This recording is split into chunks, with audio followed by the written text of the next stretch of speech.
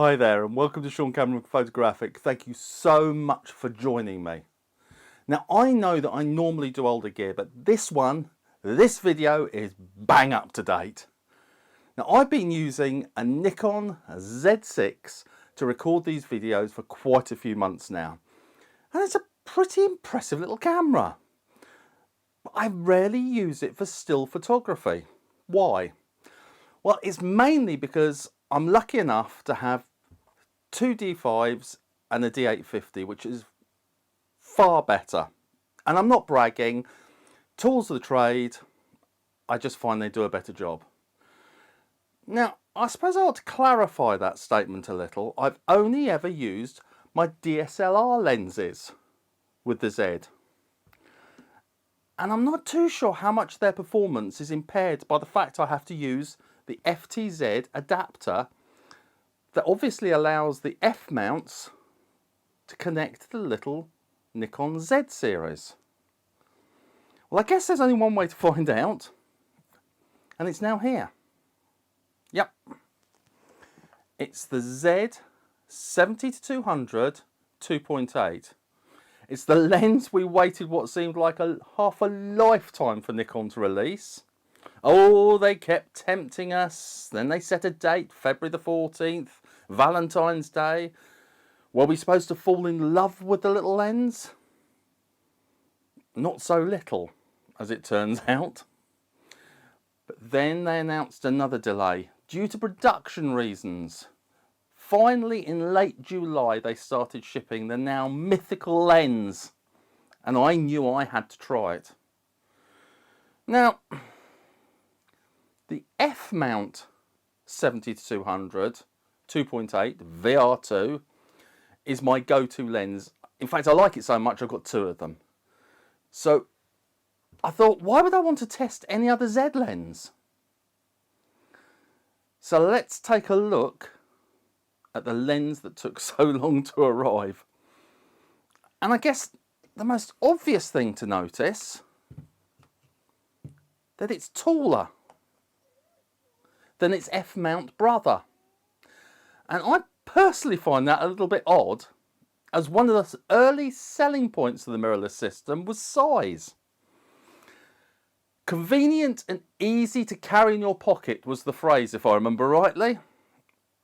Though I tell you what, you'll need deep pockets indeed to buy one of these beauties. At well over £2 a pop, it's more expensive than the camera it's designed to sit on. And even more oddly, it's more expensive than the latest Z6 II. Wow, so it's a serious piece of kit then. Weight-wise, it's 1,487 grams compared to 1,469 grams from its counterpart. So the Z lens is longer and 28 grams heavier. Though taking into the account the amount of weight the FTZ mount adds, I guess the Z lens weighs in at just under 130 grams lighter. But I tell you what, it's just as solid. And that is just as well because it goes back on Friday and I'd really like it to still be in one piece. So how am I going to test it? And how will I show you what things like the focus speed, how fast it attains focus compared to its counterpart? Well, with the Atomos Ninja Blade, which is a monitor and a recorder that I can video at the same time as taking the photos. In fact, it's as if you were looking through the viewfinder with me. I use it for some of my training videos and I thought it would be just perfect for part of this test. So I'll tell you what, let's get on with it. Bring on the dogs! We're starting with the F-mount lens and FTZ adapter, and to test how well lenses deal with action, the dogs are going to be chasing a frisbee. I'm going to show you the failures as well as the good shots, and I make no apologies if you get seasick, so strap yourselves in, because here we go. It's worth pointing out that I'm not using the Z6 focus tracking, because I want to see how well the lenses cope with sudden changes, and it's not a test of the camera. So the first couple of runs are looking good.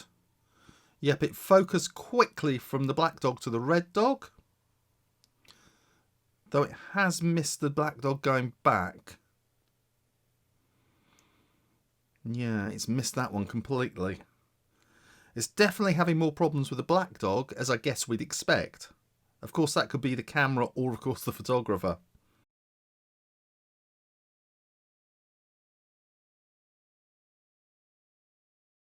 Okay, this run is much better, and I've made no adjustments to the settings, but it does seem to be looking better, doesn't it?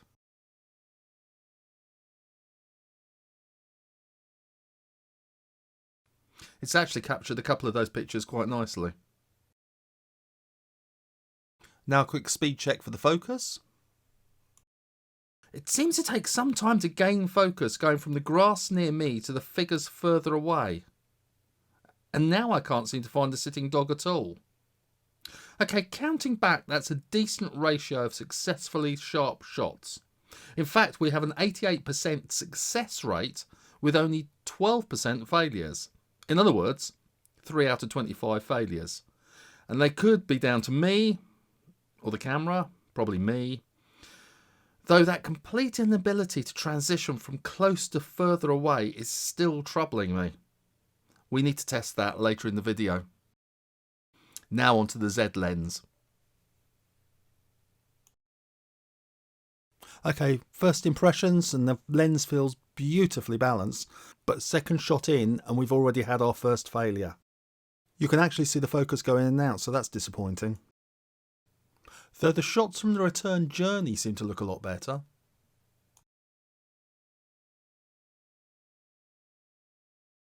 And now it's captured the dog coming towards us beautifully. Another quick speed check on the focus. And I don't know what you think, but to me that was a lot quicker. And once again, the focus on the red dog is better. The same as when I used the other lens. That must be the camera. So now, do we ignore it? What do you guys think?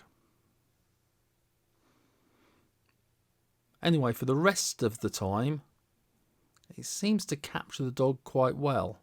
Sorry about the cut, by the way. Wow, that dog got back to the start quickly, didn't it? And it's off again. I told you this was going to be action-packed. And we have our first red dog failure. So let's just have a quick look back in slow motion to see what could have caused that. The focus seems to have momentarily left the dog, but not for long enough to change the focus. And remember, I have my finger halfway down on the shutter button the whole time because I'm using continuous focus. But the focus is pretty fast, and I got some cracking shots on the return run. Do you notice how the focus has once again struggled at that distance? I'm starting to wonder if it's once again the camera rather than the lens. Because just like the Fmount lens, it managed to capture the focus as the dog started running. Okay, unfortunately at this point the connection between my Atomos recorder and my camera failed, so all we have are the photographs. Next, I've set up 3 targets to test the speed of focus in both lenses. I say I've set up 3, in fact the third is a large tree in the distance. In the bottom left you can see what I'm seeing through the viewfinder and make your own judgment. I'm starting off with the Z lens. Oh, it struggled with that one. Let's try again. No, it attained it really quickly that time.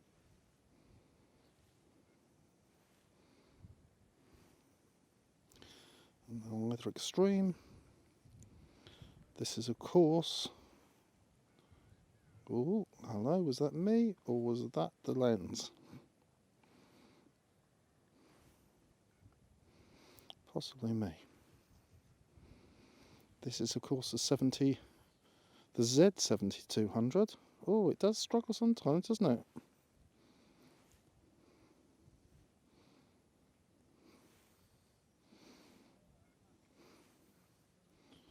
Okay, what do you think, guys? The Z70 to 200. Let's swap lenses.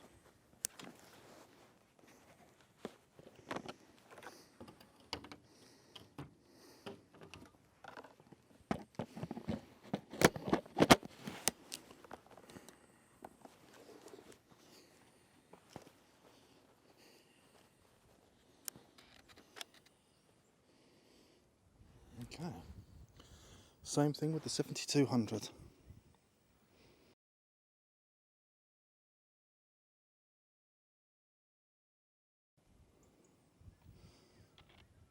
(7200) DSLR lens. VR, of course.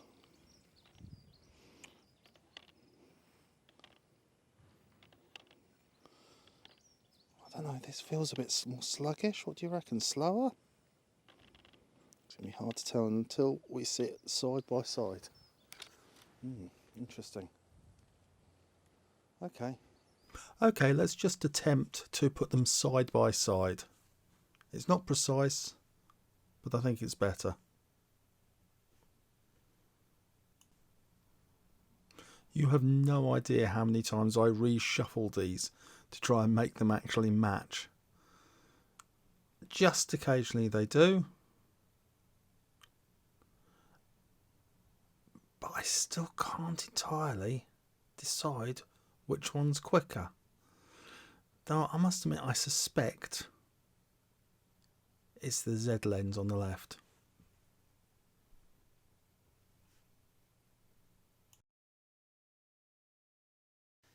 Okay, this is going to be a quick test. I was actually in the garden shooting garden birds. Oh, hold on, that sounds awful. Let me rephrase it. I was photographing garden birds for another test and thought, why don't I do a comparison with these two lenses while I'm at it? So just before it started snowing, I took these shots. And as you can see, we have the Z mount on the left and the F mount on the right. And looking at my first subject, this gorgeous little robin, the sharpness of both lenses is pretty obvious. Now all these pictures have been cropped, as I wouldn't normally use a 70 to 200 for this type of photography. But as the birds were the same distance from me, for both of the lenses, they've both been cropped to the same degree.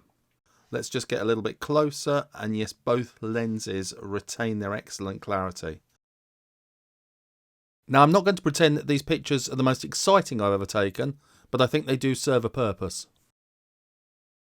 Now looking at the pigeon, you only need to look at the eye to see why the 70 to 200 2.8 lens is the go-to piece of equipment for most photographers that are lucky enough to own one. Both these lenses are performing superbly, and to be honest, it's just impossible to tell them apart by simply just looking at the pictures. But never mind, that gives us an excuse for another test. Onward and upward. I thought the next natural test would be to try capturing some birds in flight. So I headed off to a local lake to get some ducks and some gulls, but on the way I spotted a large group of red kites. They were circling fairly low, and well, you just can't ignore an opportunity like that, can you? The first thing I noticed with the Z6 was even though I had an exposure compensation of plus 1.7, I was still ending up with silhouettes. Now I knew that with my D5 and D850 it would have been absolutely fine. I mean, after all, the sky wasn't that bright as it was snowing. Consequently, I had to overwork them in processing, and that's why the majority of these images are so noisy and pretty unusable for anything other than this video. And even then they only just made the cut. These are just a selection, but I did end up with more shots from the Z lens. I don't know why, but maybe it's because I found it more nimble, more pointable, just plain easier to aim at the kite and then track it. It's marginal, but there are times when that type of thing just narrowly gave it the edge. The F-mount in comparison seemed to find the focus just as quickly. Really, to be honest, both lenses are superbly fast at finding focus and then keeping it in what's now known as a real-world test. When I got to the lake and popped the Z-mount on, the sky was darker, the snow had become more determined, and it was bloody freezing. But enough about that, let's chat about the lens. Like its F-mounted cousin, the Z lens only takes a quarter of a turn to get from 70 all the way to 200. That makes zooming both in and out fast and accurate. I must admit I was feeling a little bit underwhelmed by the local wildlife when a polite family asked me if they'd be in the way feeding the ducks. In the way? A swarm of gulls appeared and darted round, which gave me the perfect opportunity to see how well the lens captured single birds amongst the general throng. As you can see, it managed extremely well. Its split-second focusing paid dividends, and I was able to spot, focus and capture individuals time and time again. Talking of time to change the lens. Sadly, both the family and the gulls had disappeared by the time I returned with the F-mount and the FTZ attached. Despite using an ISO of 2500 for the majority of these shots, I often needed the added help of 2.8 these lenses offer, especially as it suddenly got really dark and murky after I put the F-mount on. Now, you know, I find the Z6 images can get a little bit noisy in higher ISOs, so I tend to avoid them. Have you found the same thing? If so, let me know below. I couldn't believe it when a second person came to feed the gulls so soon after the first. It meant that I could repeat the images that I'd taken with the first lens. The FTZ mount didn't seem to hinder the focus at all, and I was able to repeat the same pattern as before, spotting and capturing individuals amongst the chaos. That included tracking this particular gull as it dived after the food. Once again, I really can't separate the difference between these two lenses. I've had enough of the cold outdoors. Let's head inside. Where are we going? Where else? Okay, now it's time to test those two lenses in my studio, because I can't think of a better environment to test equipment in than the studio. We've reduced any anomalies such as clouds, uncontrolled shadows and reflections. We now have the same lighting, the same subject, the same camera and the same settings. The only difference is the lens. Come on guys, prove what you've got. Let's see what we got. Before we go any further, let me tell you that my model is my videographer's son. He was good enough to stand in for this test as well as a few others during the shoot. Now, as you can see, I'm using a light meter to check the settings, bouncing off the subject. I'm going to start with the F-mount lens, another quick check with the light meter, and a few last minute adjustments for the camera. Obviously I'm shooting in manual, a shutter speed of 250, f11 and an ISO of 200. Now remember that shutter speed. I've been using it all afternoon with my D850, but this is the Z6. More about that later. Now I'm just about ready for the first shot with our FTZ F-mounted lens.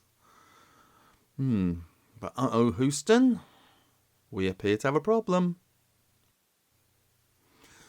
I'm looking at the camera, I'm looking at the lens. Yep, no lens cap. I'm looking at the settings. I'm looking out the window. What could it be? Okay guys, welcome to Confession Corner, because I have to confess that when I looked through the viewfinder of the Z6, all I could see was, well, nothing, just darkness. And that's because my studio is quite dark until my flash heads light up the scene. Now my videographer did some frantic Googling and suggested turning the brightness up on the rear screen.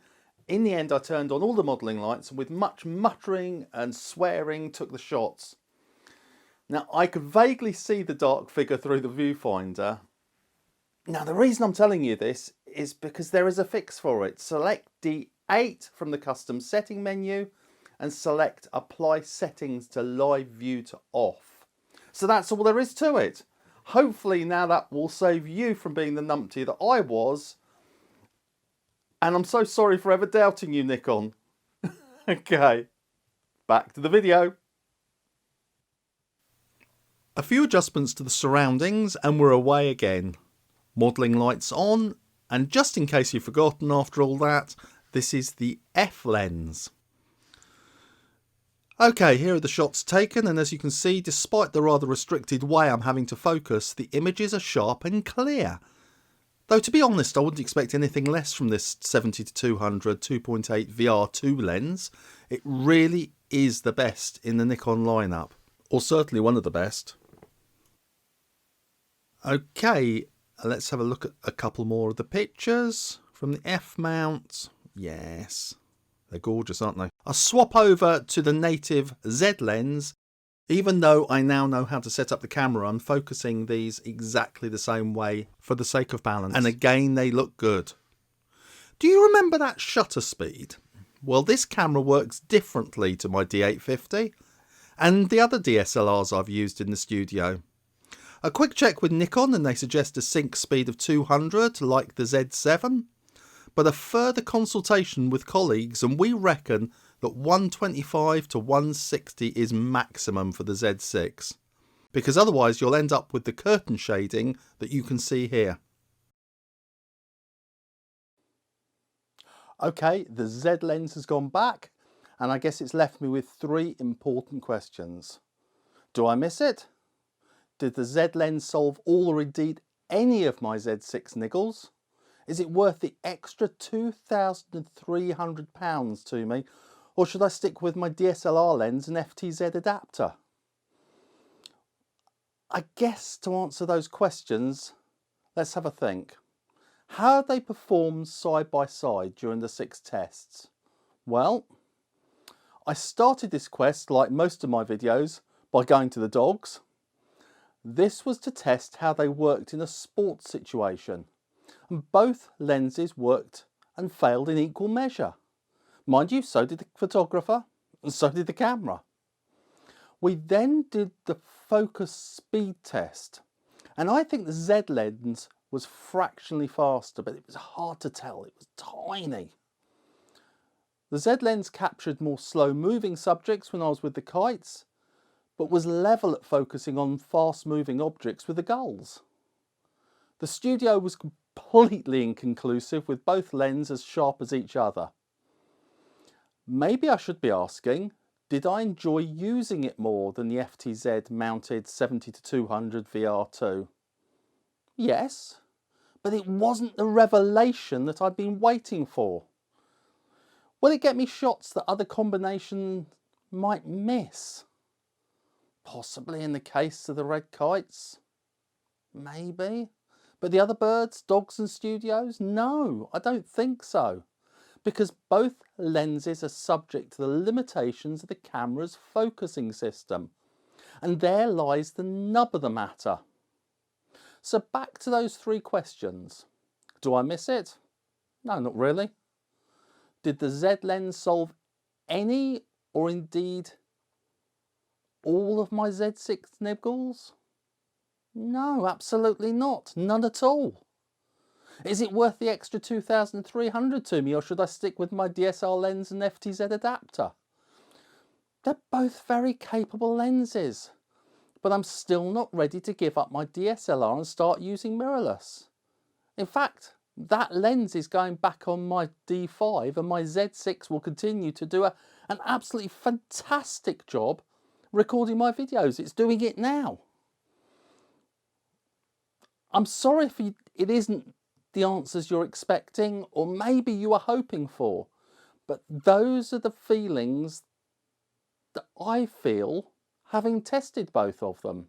That it's just too equal to invest your money. So if you've got a Z lens and you don't have a DSLR lens, obviously the answer is to get the Z lens. If you've still got the DSLR lenses and they're decent lenses like that 70-200 is, don't waste your money. There isn't that much in it. Okay, thank you so much for joining me. Don't forget to give me your thoughts below, and if you like this video, please click the like button. And I tell you what, if you really liked it, why don't you try on the subscribe button? I know it'll suit you. Take care and see you soon. I hope I've covered most types of photography that you'd come across in your own lives with these 2 lenses. See you soon.